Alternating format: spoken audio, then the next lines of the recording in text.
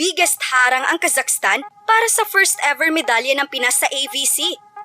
Sa kasaysayan ng Philippine team para sa AVC ay never nakapasok ng Final Four ang Team Pinas. After long 63 years, ay nakapwesto ang bagong national team ng Pinas. Nakapasok nga for the very first time ang Alas Pilipinas para sa Final Four ng AVC Challenge Cup 2024. Kilalanin natin ang pinakahuling makakalaban ng Alas para sa elusive medal ng AVC. Kazakhstan, gaano nga ba sila kalakas? May pag-asa ba ang Alas? Ayon sa FIBA World Ranking, nakapwesto ang Kazakh sa rank 31. Malayo sa ranking ng Pilipinas kung saan nakapwesto ito sa rank 63. Ngunit dahil sa nasweep ng Alas ang elimination round, from rank 63 to rank 55 real quick, rank 55 na nga tayo sa world ranking mga kahok. Rank 8 naman sa buong Asia. Tumaas ng todo ang ranking ng Pinas dahil perpektong pinataob ang lahat ng bansa na nasa Pool A. Pinakamataas na ranking ng Pinas sa kasaysayan, mapa-world ranking man o AVC. Sa ilang beses na paghaharap ng Kazakhstan at Pinas sa AVC, ay makailang beses nang pinataob ng mas matangkad at mas malakas na Kazakh team ang Pinas. Paulit-ulit nga na dinurog ang kupunan ng Pinas sa mga nagdaang dekada. Sa 9 na beses na paghaharap ng Pinas versus Kazakh, ay 7 beses nang pinaluhod ng Kazakh ang Team Pinas. Ngunit ibahin mo ang 2018 AVC Cup, kung saan pinulbos ng Team Pinas ang Team Kazakh sa una at pangalawang pagkakataon, kung saan 2 beses na durog ang Kazakh. Elimination hanggang classification round. Nakuha ng Pinas ang 9th place via 4 sets, 25-22, 25-23, 20-25 at 25-17. Malaking factor sa panalo ang setting style ng batang Gia Morado, kung saan ipinamalas ni Morado ang pambihirang setting against Kazakhstan. Remarkable din ang performance ng ilang creamline players tulad ni Eliza Valdez na siyang go-to player, Risa Sato, Melissa Gohing, Dandan Lazaro at Gemma Darna Galanza. Headed by Coach Chuck De Los Santos. Tanging si Gia Morado de Guzman na lang ang kasama sa bagong Alas Pilipinas sa makasaysayang lineup noong 2018. Magawa kayang ireplika ni De Guzman ang 4-set win ng Pinas kontra Kazakh? Makuha na kaya natin ang sure medal sa AVC? Kung saan tanging paraan lamang para magawa ito ay mapataob ang Team Kazakhstan. Para sa statistics ng both teams matapos ang elims, rank 2 ang Kazakh sa spiking department with 45.99%. Hindi naman malayo ang Pinas with 32% na nakapwesto sa rank 3. Advantage pa rin ang Kazakh sa blockings. 2 block per set mataas kumpara sa 1.43 block per set ng Pinas. Rank 1 pa rin ang Kazakh sa serving with 2.92 aces per set. Ngunit di papakabog ang Alas with 2.14 aces per set na nakapwesto sa rank 2. Advantage naman pagdating sa unforced errors ang Alas with 5.36 error per set. Iniwan ang Kazakh with 5.85 error per set. Kakapitan ng Team Kazakh si veteran spiker Sana Anarkulova. After the elims ay nagtapos sa rank 2 best scorer ang 6'2" outside hitter with 65 big points. Best scorer naman ang Pinas si Angel Canino with 55 points na nakapwesto sa top 5 best scorer. Aagapay kay Sana Anarkulova si young gun but veteran pagdating sa laban si 6'1" opposite spiker Tatiana Nikitina. Matatandaan mga kahok na si Tatiana Nikitina ang dumurog sa Team Pinas sa pinakahuling laban ng Pinas versus Kazakh. Walang awang dinurog ni Nikitina ang NU-led national team kung saan nagtala ang batang spiker ng 27 big points.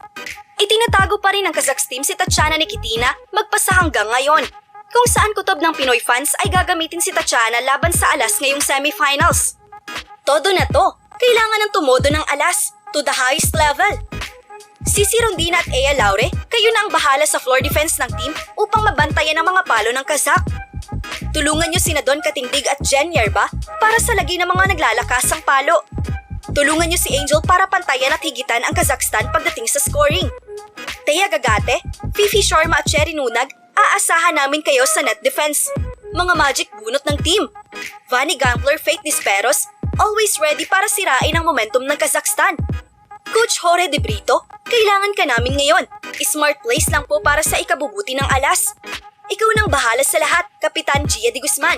Sa iyo kami kakapit. Lastly, kailangan namin ng Pinoy volleyball fans. Kailangan ng suporta ninyo para sa home court advantage. Ipakita natin Pinoy volleyball fans na tayo ang best cheer sa mundo. Laban Pilipinas, puso, Abangan ang semifinals match ng Alas Pilipinas versus Kazakhstan, Martes, May 28, 2024, alas 7 pa rin ng gabi. Don't forget to subscribe, like, and comment on this video. I-click din ang notification bell para lagi kayong updated sa Creamline happenings. Ito ang Heart of Creamline, ang OG channel para sa balitang Coal Smashers. I think they will be more stronger because itong start nila, maganda na yung pinakita nila, and I think going to semifinals, the connection will be more stronger and they will deliver really, and I think they can be the champion really in AFC. Ano lang, gano'n ka lang ka-proud mo sa pagkakanta rin sa World Cup? Sobrang nakaka-proud kasi before parang we're trying to go up and we're trying to qualify in other leagues, but this time we can see the improvement and how our girls really, they're working hard in every game. So nakaka-proud and nakakatawa ng puso din na makita lahat ng tao dito sa arena susuportahan nila, and I think that's one of the reason also na nag-deliver and nagpe-perform ng maayos yung Alas Pilipinas. Jaja, gano'n ka lang ka-impress dun sa parang chemistry ng team? Parang matagal na ang pinagsamahan nila pero bago form pa lang.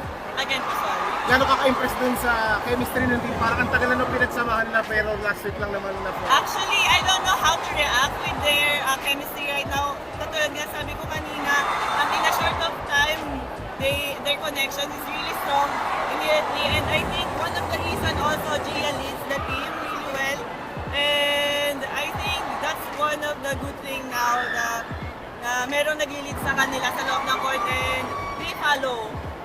Jaja, as a former member, ano lang yung wish mo sa national team program natin? Of course, ang wish ko is that this team will continue hanggang we really have a big potential na eventually will be in BNL or Olympics, and with this kind of lineup, I think we can get that dream.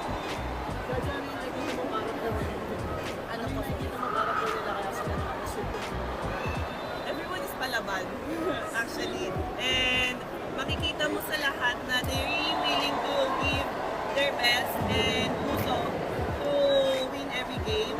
And sa kanila, nakikita ko ngayon sa lineup na kahit sino ipasok, I will deliver. Yun yung maganda sa characteristic ng mga players ngayon. Jaja, ano yung napansin mo iba sa national team na to compared sa mga national team siguro na yung part? I think this is the youngest players team, and kahit bata, makikita mo like kanino, Angel, kahit sabihin natin this is her first time, and Kagate, their first time to play the national team, you can see their willingness and like deliver really well sa game.